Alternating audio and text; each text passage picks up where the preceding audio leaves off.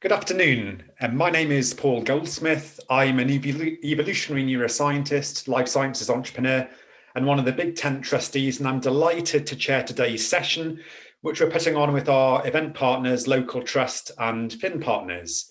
Today, we're going to be exploring the characteristics of a left-behind neighbourhood and how we can help turn things around. And whilst there's clearly a major north-south divide, at the hyperlocal level, throughout the entire UK, we've got thriving neighbourhoods abutting struggling ones. So we're going to begin with Jeremy Young, who's a senior researcher at Local Trust, who's going to describe the deep dive they've undertaken with the Oxford Consultants for Social Inclusion to define and analyse left-behind neighbourhoods to help us understand what the drivers are. Angela Fell is then going to describe her work with the neighbourhood democracy movement and how community wealth building can promote flourishing communities. I'll then invite the co-chairs of the All-Party Parliamentary Committee on Left-Behind Neighbourhoods, that's Paul Howell, who's MP for Sedgefield in County Durham, and Dame Diana Johnson, who's MP for Kingston upon Hull North, about why they believe neighbourhoods should be at the heart of conversations about Britain's future and what they want national policymakers to do. I'll then open things up to a broader discussion, particularly keen to hear from community workers on the ground, and we'll wrap up at 3 p.m. Now, the discussion today is very relevant to Big Tent's aims because we're focused on regeneration and renewal, particularly of our social fabric. And barriers to renewal include polarised thinking and difficulties in being able to listen to and appreciate differing views. And we try at Big Tent to overcome this by convening civil conversations such as today to help incubate cohesive regeneration projects. And this event is part of a series that we've laid on exploring different regeneration topics. And we do internalise the learnings so they can contribute to tangible and informed project outputs. So to all attendees, we value enormously your insights and support, and thank you so much for that. Now, Jeremy, if you can unmute yourself, as the microphone is all yours for a few minutes. I'm going to share my screen. First off, thank you very much for the opportunity to speak at this Big Tent event and to share this platform with such an amazing set of panelists. I feel a bit like Tottenham in this new European Super League. First, to begin today, I'll be using the term quote unquote left behind. This can be a contentious term, and we at Local Trust intend, as we continue to develop this research, to continue to consult with people living in the areas that we are concerned about on the language that would like to use to describe their areas. Despite the challenges, and in the absence of a better term, we decided to use it for the research described in this report. That aside, for this presentation, I'd like to share with you why Local Trust started this process of better defining and identifying what left behind means in the first place, and to share with you what we found and finally what we plan to do going forward with the research. First off, I bet you many of you are asking, who are we? Like, who is Local Trust, and why would we be interested in this, and what experience do we have in understanding and defining left behind? Well, Local Trust oversees and manages a radical, hyper-local, resident-led initiative called Big Local.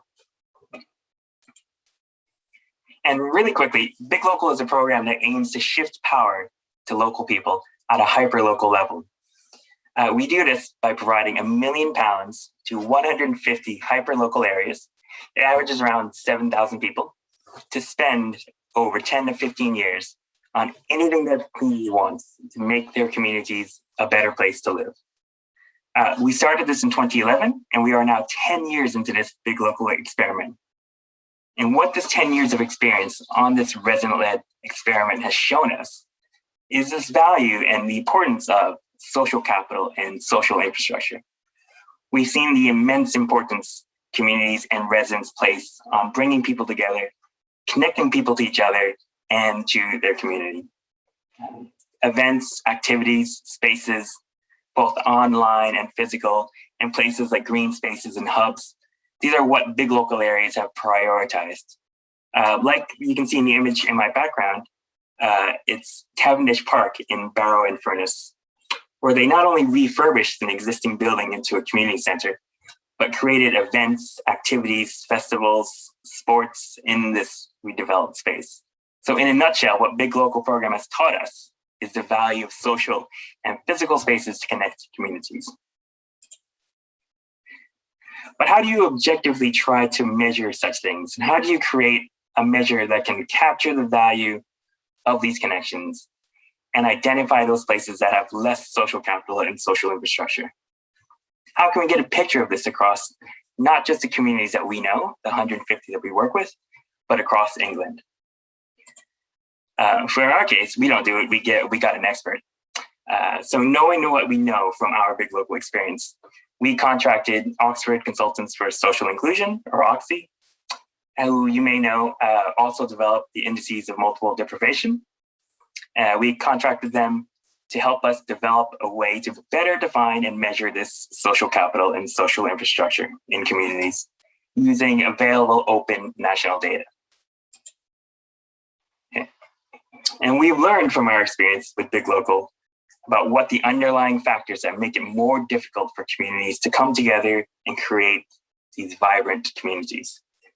So we tried to come up with an index that could measure this type of physical and social infrastructure. This is what we've defined as, quote unquote, the Community Needs Index. This index is made up broadly available data, has 3 key subsections evaluating levels of social infrastructure in communities. By social infrastructure, we included themes around places and spaces for people to meet, physical and digital connectivity, and how active and engaged the community is. Each of these subsections is made up of a broad range of indicators that I won't go into detail, but you can find all of these in the full report itself. But in total, we use over 20 different sets of indicators across these sub-themes. So what does this look like? In this image, we've highlighted local authorities that scored higher in terms of the Community Needs Index. And as you can see, those that scored high can be found in sort of northern belts, sort of Liverpool to Manchester to Leeds, parts of the Midlands, areas in the Northeast. However, you can also see pockets of areas that include the east of England, around here. You can also see in the Southeast as well, around Dover and Canterbury. And then there's pockets pretty much across most of England. But this new Community Needs Index isn't on its own enough to identify what we would call left behind.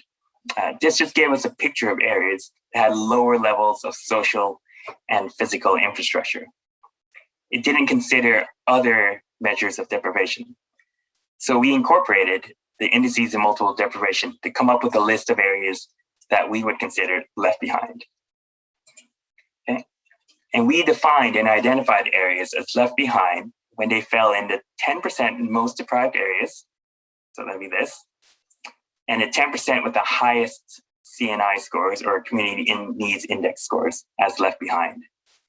We could then be confident that they suffer from a higher levels of deprivation and also lack of community connections and infrastructure. So we've done this at ward level. And so what we came up with was a list of 225 wards that were in the top 10 most deprived and in the top 10 highest in the Community Needs Index. And similar to the map that you saw previous, we can see that while there are many wards in the north, across the northeast and the northwest, there's also some pockets here in the south, along the southeast and also around the south coast. But what's the point to this? So what are we trying to aim here? So again, going back to our experience with Big Local told us a lot about the importance of social capital and social infrastructure. And we wanted to use our knowledge and expertise from our work on Big Local to see how it was connected or correlated to other measures of deprivation. And once we came up with the list, we also found by coming up with a left behind list was a correlation to how areas voted in the Brexit referendum. And it thought that the Brexit referendum was delivered by the left behind, a vote against the establishment, whether that's Brussels or Westminster.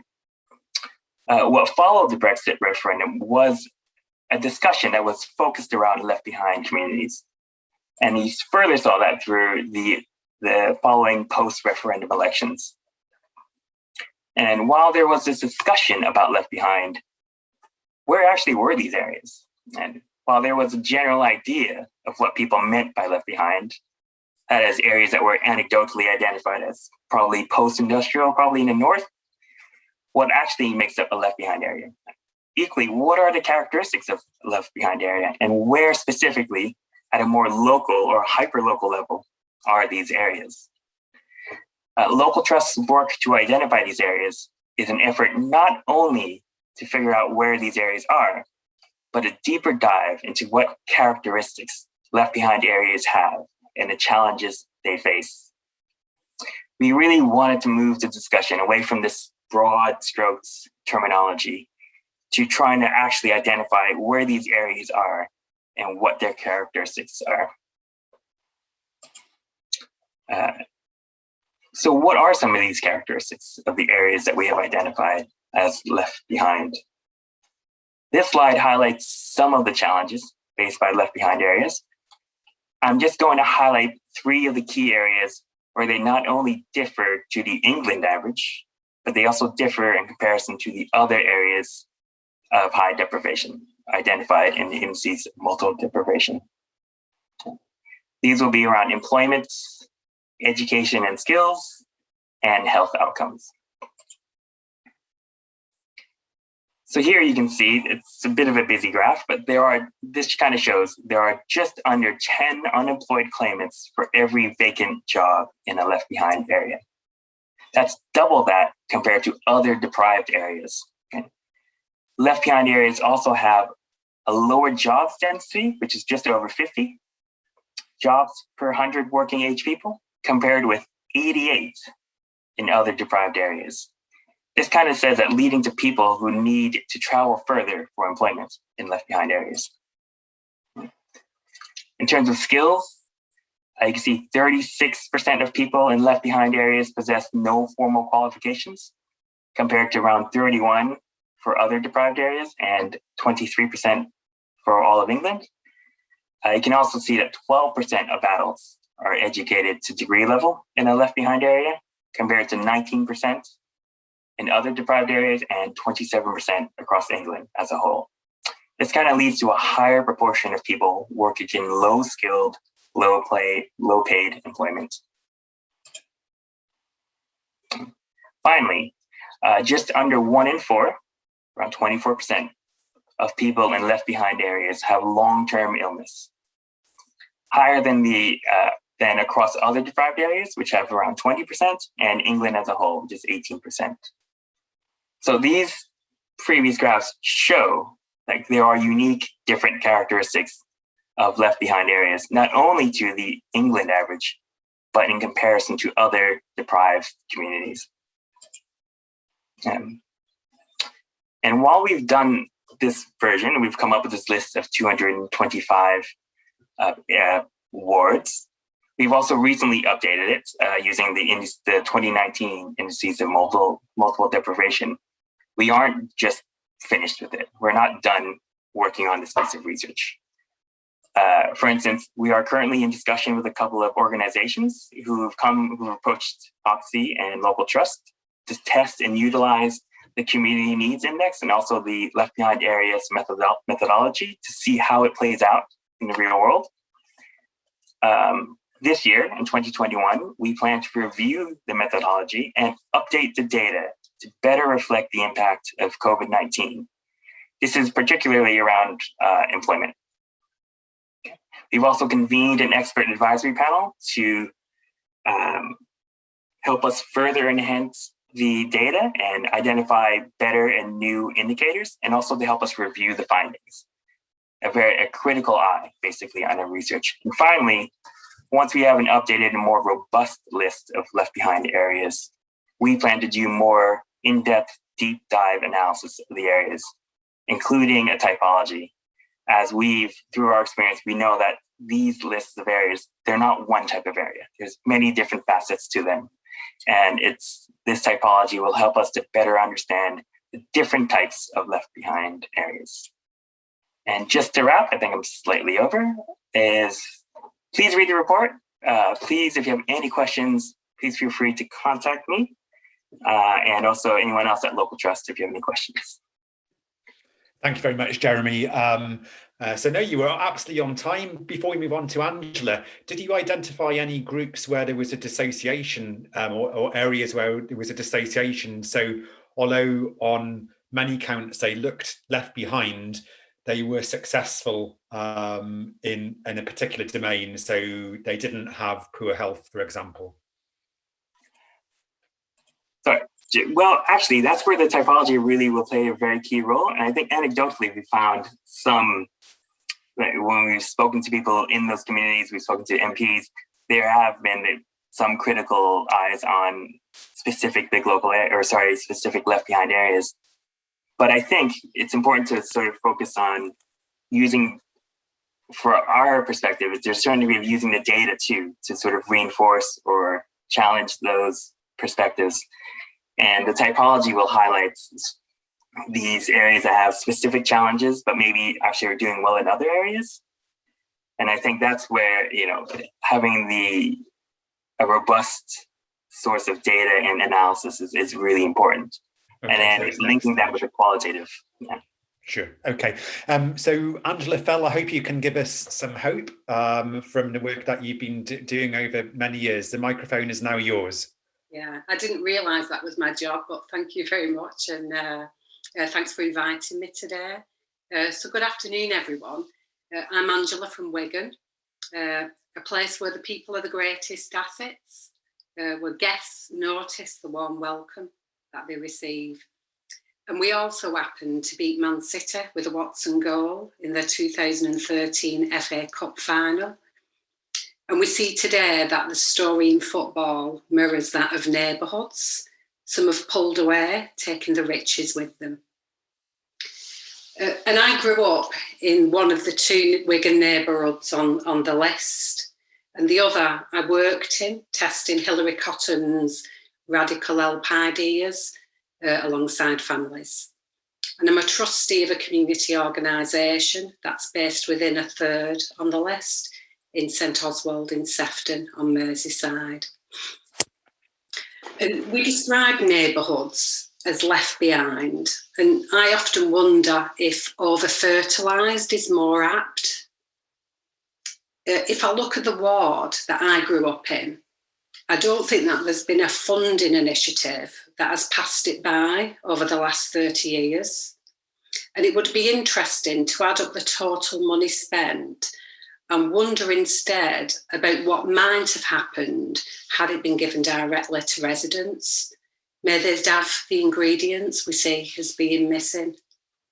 Instead, we've had periods of feast or famine, with rapid resource extraction over the last 10 years, often under the banner of savings and transformation. Where I grew up, the boarded up family centre was converted into a youth centre with investment from the Youth Crime Action Fund. It had a change of use over 6 years ago, and it's now home to place-based professionals with no community access. And we see too capital investment from Sure Start programmes that was designated for parents, taken on by schools with no parental access. And I remember working for a regeneration initiative in the 90s. I know I don't look old enough. And the one thing the neighbourhood wanted was the return of the local bus service after 6 p.m. Not viable, said the service provider. For them, it was a volunteer-led community transport service that was always scratching around for funding and searching for evening drivers. So left behind or over-fertilised, neglected or oppressed. So I met friends who were cheering on citizen-led responses to the pandemic in spring 2020, and supported by the Centre for Welfare Reform and its founder Simon Duffy and friends, we founded the Neighbourhood Democracy Movement to shine a light on neighbourhoods that were rekindling their function, the producers of health, wealth and care, rather than consumers or passive recipients. And the service and volunteer response was clear to hear, and the neighbour story was less visible.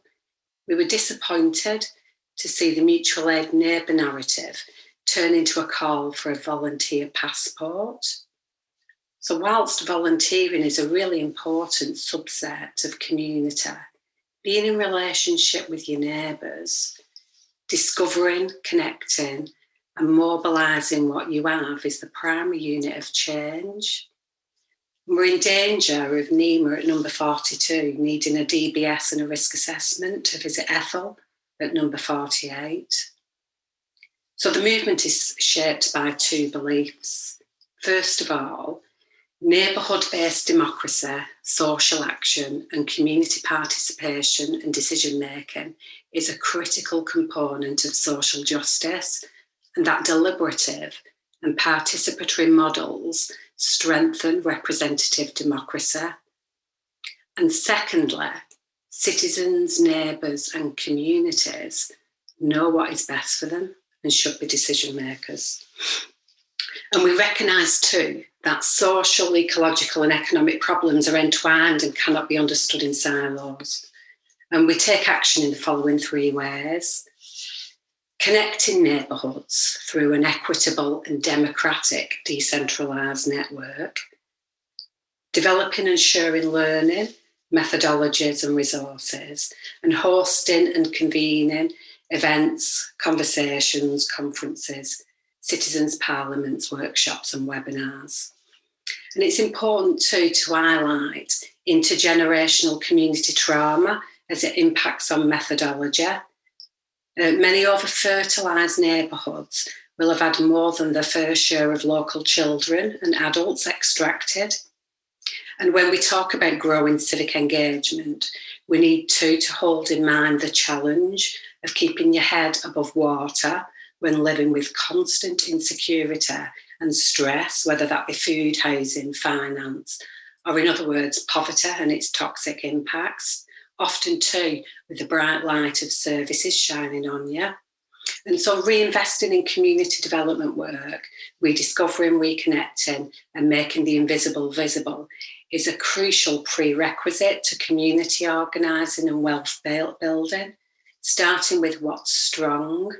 We've unintentionally become a nation of fixers, starting with a needs analysis or a risk stratification. And methodology matters. Few people like meetings, more people like parties. Structures that mirror the system are like picking the netball team. Some people never get picked. Some don't like the game or can't afford the trainers. And it's easier to select those who seem most ready and able, which is an act of extraction in itself. Healing-centred, restorative, non-partisan, participative and deliberative models underpinned by non-violent communication and feminisation feel essential to flourishing forward further. And class needs to be considered. Betsy Leondar Wright, in the first comprehensive study of US activist class cultures, found that working class activists talk differently and organise and approach problems differently to professional middle classes. And as neighbourhoods grow power, like hydraulics, there's a shift.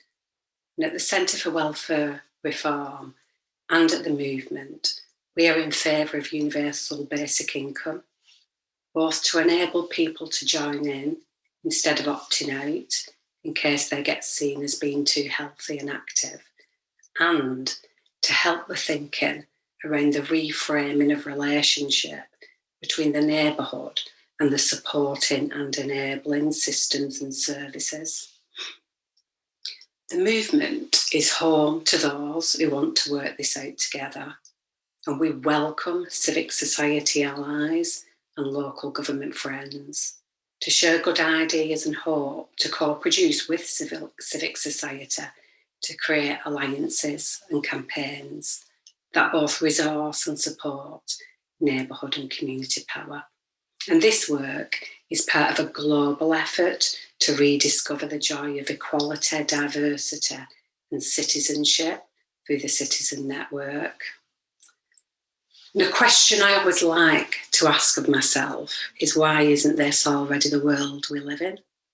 And I'll leave you to ponder that. And I'll finish with words from a good friend, Paul, from Firs Bromford in Birmingham, who is here today. Paul mentors street connectors, and I asked him, what's the one thing he'd like to hear me say? So here it is. The number one is the message that left behind neighbourhoods are filled with gifts, skills, talent, passion, and are not wastelands. They are abundant, but in ways not necessarily visible to the outsider. The process of lifting them up or catching them up will need a different approach, an approach of drawing this out and not doing too and bringing in resources from elsewhere, help shape the environment that enables neighbourhoods to flourish. I could go on, and so could we. Thank you for listening.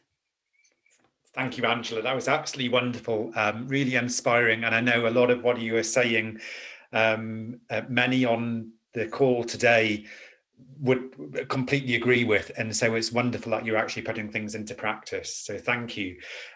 Before we open things out more broadly, we're going to have a bit of a Q&A just between Dame Diana and Paul. Perhaps they be able to talk about their work with the APPG and respond to some of the great questions which are coming through in the chat. And then after about 10-15 minutes, we'll open things up more broadly.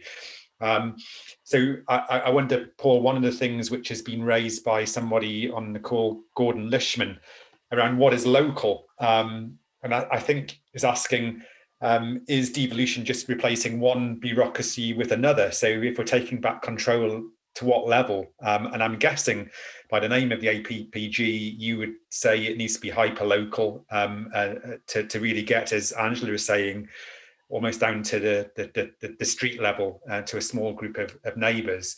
But before you respond to that, Paul, I'll hand the microphone over to Dame Diana, perhaps to talk about just the background to the APPG, what made you get involved with it, and your thinking behind it. Diana. Thank you very much, and what excellent presentations we've had this afternoon. Thank you so much for sharing, especially Angela. That was just amazing. I've been an MP for quite a long time, actually. Paul's a very recent addition to the House of Commons, and I feel like I'm a bit long in the tooth now because I've been in the Commons since 2005. So this is my 16th year I'm coming up to my 16th year as an MP. And I represent Hull North, which has some of those very disadvantaged areas in it. It also has some areas which are doing okay, as we were hearing from Jeremy, that you can have them sort of side by side. I think the reason why I wanted to get involved with the APPG in this Parliament was because we know, as has already been described, that the focus that the new, well, it's not so new now, but the government that came in December 2019, they talked a lot, didn't they, about levelling up, and they've talked about that. Even though we've had the past 12 months of COVID, it's still been a theme, and I'm sure Paul will want to talk about what the government's plan is around really accelerating the levelling up agenda. But for me, as an opposition MP, as much as I might disagree with some of the policies that the government are pursuing around levelling up, I want my part of Yorkshire to do better. So I've got a vested interest in the government succeeding on what they promised in December 2019. But what's really interesting for me is that I have patches of my constituency, wards, 2 or 3 wards, where I've always worried about them more than any other part of the constituency. And they tend to be the wards that you would now identify through some of those statistics. So they're not very well connected either in transport or digitally. The health inequalities are really clear. It's really hard to see a doctor. The GPs in Hull tend to be mainly older and they're retiring. So there's real issues there about access to health. Educationally, there's still issues there around getting people into the kind of skilled jobs we want because they don't have the qualifications. So those are the kind of areas that worry me most as an MP after 16 years. And this APPG, to go back to your question, Paul, seems to me an ideal vehicle for me as a constituency MP and looking across the broader country as well, to really think how we can extend our public services, universal public services, but in a much more targeted way, and to actually do what Angela set out so clearly from the bottom up rather than being done to. And I think that's I recognise, Angela, what you said about the over-fertilisation. You know, these parts of my constituency where they had beautiful new Sure Start buildings built, which now are buildings which, as you say, schools are running or academy chains are running. But actually the investment needed to go into the families and the relationships and the communities. And that's where we've got it wrong in the past. So that's why I'm really excited by this different approach that the APPG is wanting to look at and spread best practice in Parliament, really, and tell all the other MPs about it. Thank you. Paul? It's just interesting where to start on this one, Paul.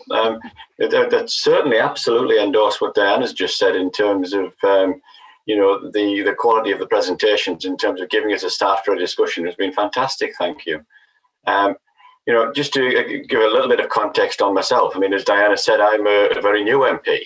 I would suggest I've had 4 months in Parliament because the last year hasn't really counted, I don't think. It's a different environment completely. And I've spent my life in my career as being in business. That's what I did for 40 years. It's only in 2016 that I got involved in local council, and beyond that, somehow ended up as an MP within 3 years. It was something I'd aspired from at that point from that point in time. But it's still a remarkably short period to get from A to B. But if you look at when I came into Parliament, I came in with like two positions. One, what could I bring in terms of the things that I've done in my life and how I can do things, and then what can I do in terms of the communities that I'm representing. So that, if you like, what can I bring? Well, it's years in industry, so it's looking at how things work well, it's how a business runs and all of this sort of thing, which gives an analytical view of community, of what I see in front of me. So then, if I look at the community, I was approached within a couple of weeks of being in Parliament as a new MP, and you've got all of these different things that you could do. It was actually through my ex-office manager, through the local trust, saying, how about this one? And it was just a case of fabulous.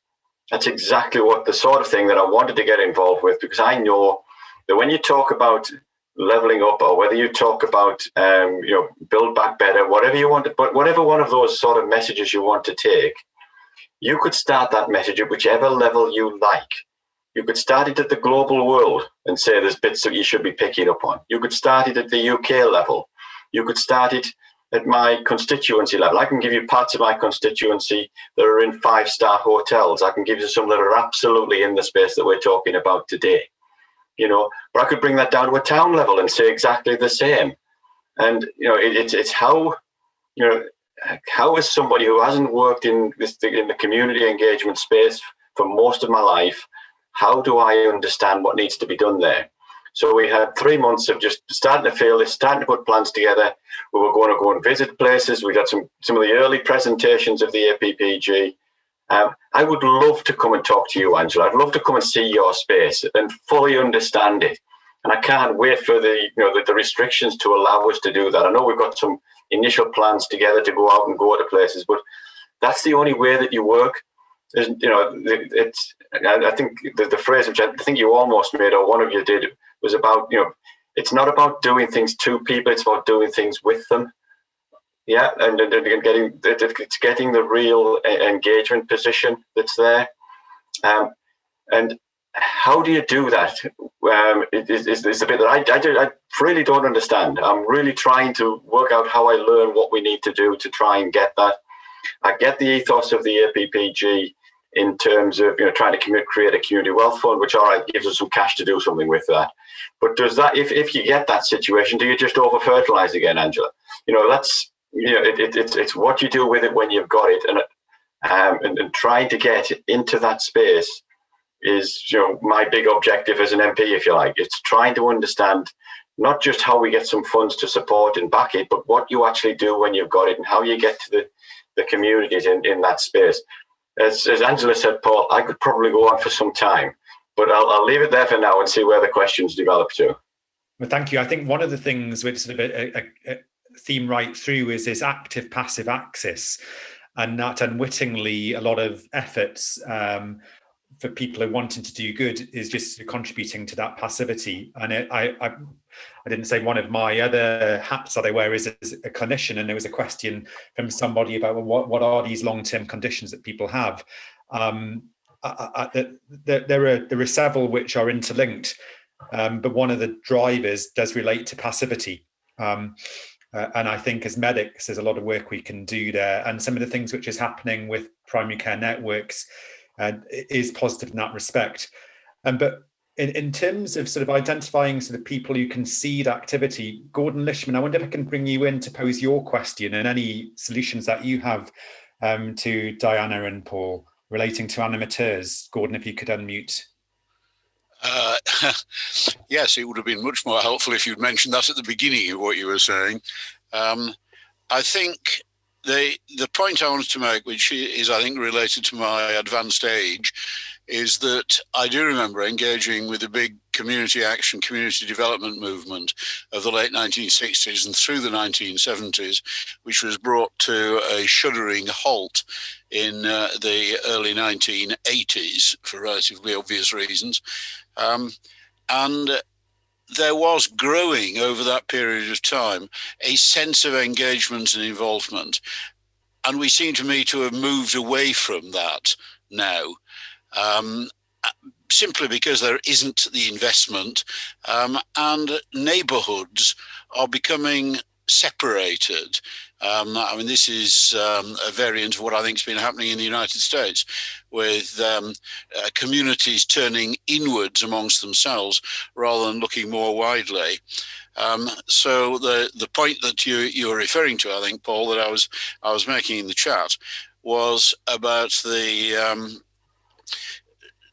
death of that sense of community action, which was in part, and I claim some involvement in this personally, a result of political activity. But that political activity at that level has ceased to be a major part of what political parties do now. And I would suggest that one of the major reasons for that in the UK is the progressive destruction of local government as a structure which actually has the power to invest, the power of manoeuvre. I'm a member of a local authority in Burnley, which is a district council. And it's been heightened over the period of COVID. What we have actually seen is a situation in which we are existing as a local authority from hand to mouth, day by day, looking for extra bits of largesse being handed out from different bits of government for very specific purposes. The sense of the 19th century or early 20th century local authority, where there was a sense of real engagement between that authority and local people, has been under very great pressure as successive governments have centralised and as they have taken and used ever more power centrally. And the recreation of powerful, well-funded, effective local government, which talks with people in the same language that they use on an everyday basis, seems to have got further and further away over the now 50 plus years of my active life. And is that something that needs to be addressed top down as well as bottom up, so that we can get that effective engagement at that level? Diana, do you want to respond to that around, and I think some of it also reflections on tolerance of postcode lottery and potential failure, and therefore having to do things for people. So how do we get more trust? How can we build on the positive things which have happened at a very local level because of COVID? Well, there's such a lot in that. First of all, I would agree that I think COVID over the last 12 months has reinforced my view about the importance of good local government and how the closer you are to your community in terms of exercising power, the better it's exercised. So taking power up into Whitehall and Westminster, it really does not work well. Local government, you're absolutely right, Gordon. There needs to be a renaissance of local government, actually, and what it can achieve. And I think that's, for me, part of a bigger debate about the constitutional arrangements we have in this country. I really think after the Brexit referendum, after what's happened with COVID, the diminishing of local government for many years, I think the country actually needs to have a conversation about how we govern ourselves and what the institutions are that. But that's a separate issue to today. So I think I agree with you about local government. I think they need to have the financial support to enable them to provide good local governance. And just one thing on that, which is about funding streams. And I think as a politician, as an MP, I work in kind of 4 or 5 year cycles. And I think the problem is that for a lot of the things we need to do, you need to have the investment over 10, 15, 20 years. And I think that's a real problem for our Westminster way of allocating funding, actually. And, you know, I say that as someone who was in the last Labour government, so I know what it's like when you're in government. You want to see things happen quickly. You've got that 5-year timetable. But I think there needs to probably be something about a consensus across the parties about that longer term investment, particularly into these communities. So I'll leave it there if that's okay. Thank you. Any further comments, Paul? Well, again, I think the term has been used about patient finance, hasn't it? It's about trying to put things in there to do things in the right way, without it getting, as Diana's just said, disturbed by political cycles. As to how we get that in and done in such a way. My mind's open in terms of what's the right way to do it in terms of local government and things. I haven't although I've sat in Durham County Council, I've sat in Darlington Borough Council, both in opposition and in control. And for somebody who spent 40 years in industry, where all my funding streams were very straightforward and very simple. I talked to one person about what money I wanted to do to run the business, to do it, and that's where it was at. Whereas there seems to be, at whichever level of government you're at, just a disproportionate amount of time trying to find out which pocket the money's in, so you can go and try and find it to get it out and get on with doing something with it. Now, I don't know how you fix that in the multifaceted layers of government that we've got in the UK, whether you're talking parish council, town council, county council, or Westminster. But there's got to be a better way than everybody spending all the time writing bids for money. Yeah, I mean, where I live, we have an unadopted road, and the people along the road get together periodically and dig out the ditches and sweep the street of leaves. And once we had an accountant on the committee who said, well, it'd be much more efficient if we just paid the council to do this. And of course it would be. But what we would have lost is all of the positive social interaction between people. I mean, even the very old would come and make the tea and biscuits for the younger and the children who would be doing the work. And as a consequence, relationships were better, people less likely to squabble over hedges. So it's moving to a sort of a new view of economics as well, I think. Just to interrupt you, Paul, and that just picks up on one of the points that I think Angela mentioned in the middle of hers. That felt that they weren't coming for a meeting; they were coming for a party. They were coming for a get together, for an engagement. And it's getting that sense of cohesion in community, etc. Sorry, I interrupted, but that point I just wanted to throw across it. You're completely right. And I remember back in 2011, we had a presentation locally from, it was the chief executive of a Labour council, I won't mention her name, who said, well, we've got the cuts, we've got to live with it. Big society, it was a talk about big society and saying, well, look, there could be various positive things which could come out of this, and we could to get groups to do this and that. The view from some in the audience was, this is the job of government. We shouldn't be taking this on. And so that's a difficult one to maneuver, because you've got to provide a safety net. And so how do you make that balance? I mean, perhaps again, a question for Angela.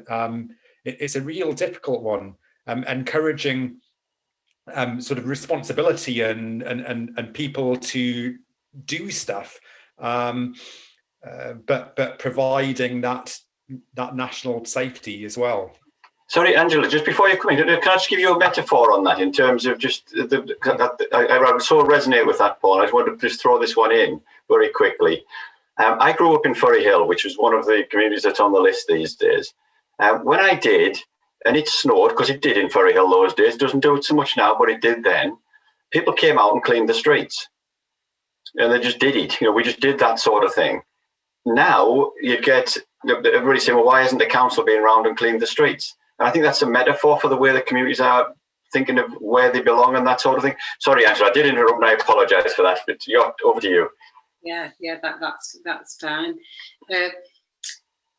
I think that there's a 3 principles of asset-based community development that is guiding our work where I live in my neighbourhood, and we're seeking to see if we can become a self-organised and self-managed community over the next 10 years before I retire in the motorhome with my grandchildren, hopefully. And that's about starting with what you have. We very often start with what people think that we need, and intentionally connecting that. So I love the principles of camaraderies, and I don't know if you've seen the movement of camaraderies, which is around how we kind of invite people in and stop fixing people and have a brew and ask them to help us and have some fun. And if you disagree about something, disagree and level up about it, because we've become too polarised. And so actually we do need to have more parties so that we actually can platonically fall in love with each other again. And what happened in Wigan, which I very much disagreed with at the time when the Wigan deal was introduced, was this idea of we should make an agreement with an institution. And when it was being first developed, I was part of that in the council at the time. I had my hand up saying, no, actually, the accountability is to each other. It isn't to an institution, it is to each other. And that's very much the approach that we've taken in the ward I live in now in Wigan during the pandemic, with a population of 10,000 pounds, is treasure mapping and looking at what we can do together and looking at what we've already got, because we can't know what we need until we know what we have. And once we know what we've got, then we can explore what we need. And we're not, we need really well-funded, good public services, but they need to wrap around us like sugar icing on a cake. And what we're seeing happening, like what I described in the example, we're moving down this way of having kind of place-based teams moving into community. But they're moving into community, into the resources and into the centres that community can no longer access. So it's about having citizens at the centre with the ecosystem then wrapped around it. And people actually do want to get involved. We discovered we've got some work to do. And that's part of what we're doing where I live too, is that people had forgotten what the role was. Like, what is the function of a neighbourhood and what is the function of a neighbour? What's our job? And we've forgotten that. So there's some work to do with that. And then there's some work to do in supporting supporters to step back a little bit and give us a little bit of space, but not abandon us. This isn't about abandoning. This is about agency and enabling people to grow. Fantastic. Chris Todd-Hunt, if you can unmute yourself, taking a slightly different tack with your question on tax, and whilst you're doing that, a lovely quote from Mark McGurgo: why have a meeting when you can have a party? Absolutely, because ingredients to well-being are positive social interaction and doing. So completely agree with you. Chris, can you pose your question or suggestion, actually?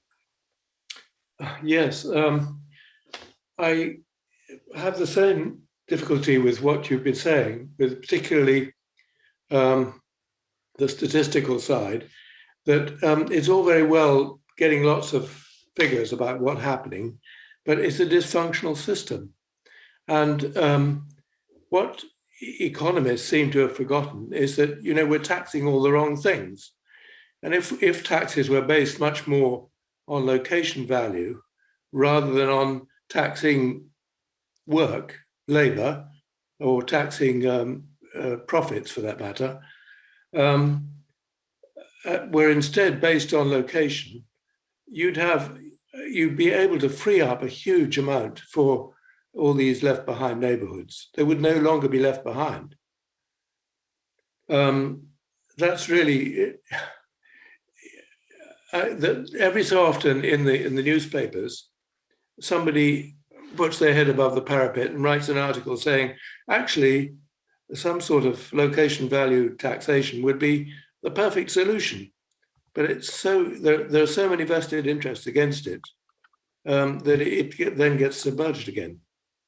This is really all I wanted to suggest, is that we need to be agitating or understanding how it is that the community makes the value of the good places, the nice places.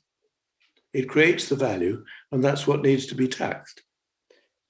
Thank you. So, Paul, before you respond to that, because I think it also talks to the positive and negative feedback loops that we've had in this country for many decades, where the winners self-perpetuate based on location.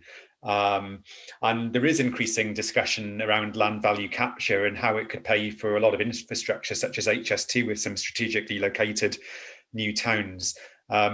Paul, any comments on that you're able to make? And then I'd be interested in Diana's views as well. I think that the taxation system, whichever way you look at it, it's flawed, in terms of where it is. But I'm not really sure that I understand, the particular direction that's been suggested there.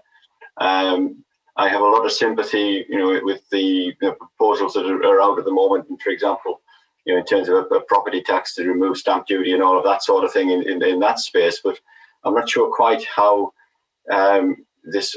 It almost feels like an overarching discussion that's been proposed in terms of taking away taxes on labour to move it to taxes on value, and I'm not quite sure how that works. And I think it's something that would take quite some time to discuss today. But certainly, I think there's challenges with the taxation system, and I think there's challenges with the way to try and change things, because at the moment, some of the pushes out in terms of what's happening with like local business rates and things like that are just not adding the value in to the community. You're pushing the position out to communities that have less assets and therefore get less tax and therefore get less benefit from it, and leaving it with the value where it's at already. I understand the psychological stimulation if you can keep your own tax revenues from your own businesses, makes a lot of sense. But if you haven't got a lot of businesses in the first place, you've got a long way to come from to try and deliver that.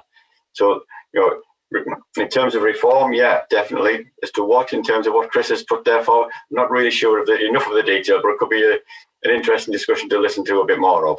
Yeah, maybe we'll have another Big Tent session on tax. I think it is an interesting one. Yeah, although I'm an accountant, I'm not a tax expert. Well, we did have a couple of economics experts on before, but I think the ones I wanted to pick on have dropped off. One question which I'd like to ask is about to both of you on the APPG and anybody else in the audience, is really an international perspective, and are there things that we can learn from successes and failures overseas and how they've tackled this?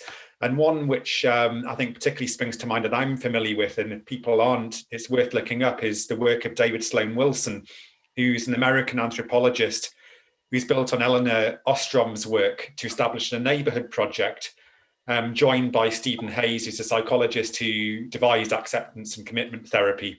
It's probably the most effective of the modern psychological CBT techniques, and is also used at organisational level. And Eleanor Ostrom won the Nobel Prize for Economics in 2009, first female to do so, for work on a successful recipe that allows local people to manage shared resources and to do really a lot of the work that Angela was talking about, sort of putting the systemizing that. An APPG question, are you looking overseas? And if so, what have you learned? If not, anyone else on the call today who can offer their thoughts? Well, should I just say, so far we've been domestic. We've been looking at what's working and what the issues are in this country. I think, potentially, yeah, let's look internationally. We can always learn. So that may be something for future years. Can I just go back to one point that you were raising, which was about tax? And my bottom line on tax is we actually need to have I think high levels of taxation. Now, where they're actually going to be and who they're going to be on is obviously what we need to discuss. But I think if we're serious about having good quality public services and having sufficient funds to mean that areas that have been left behind are no longer left behind, then we are going to have to accept that I think tax has to go up. So that was just to throw that back into the pot as well.